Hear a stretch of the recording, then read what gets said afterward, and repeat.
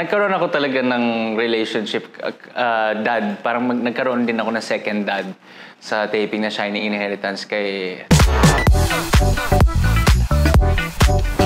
Nagkaroon ako talaga ng relationship, dad. Parang nagkaroon din ako ng second dad sa taping na Shining Inheritance kay Tito or Kuya Wendell Ramos na lang. Para medyo bata-bata Kuya Wendell. So, si Kuya Wendell, iba mag-advise.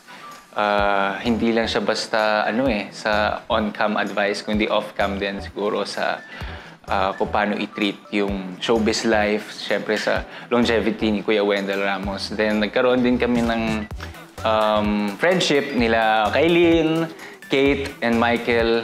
And of course si Tita Connie na sobrang na-surprise ako dahil at first sobrang napipressure ako, feeling ko sobrang mas seryosong tao si Tita Connie, but sobrang jolly niya and she always shares the word of God and sobrang nakaka-inspire and sobrang kulit ni Tita Connie. So, lalong nagiging masaya yung set namin ng Shining Inheritance.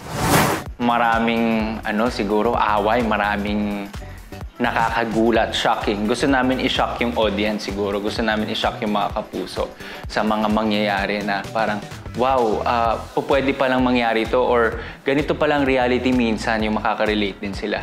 Siguro yun yung Filipino taste na mabibigay namin sa Shining Inheritance. And yung ganda rin siguro ng mga buildings natin or yung ganda ng place natin as sa Pilipinas. Kasi syempre, malayo naman talaga yung location ng Korea sa Philippines. So, establish din natin kung gaano kaganda naman yung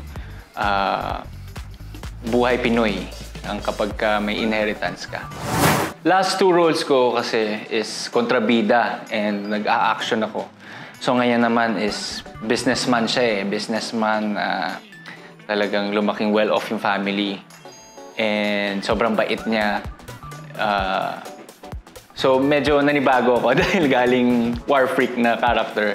Tapos ngayon na sobrang bait. Then napatungan pa ng pressure dahil itong character na ito talagang minahal din ng mga kapusong nanood talaga nung Shining Inheritance. So sana naman mabigyan ko ng onting kakaibang taste, but yung kabaitan ni Francis pangako kong makikita niyo. So siguro yun yung pagkakaiba.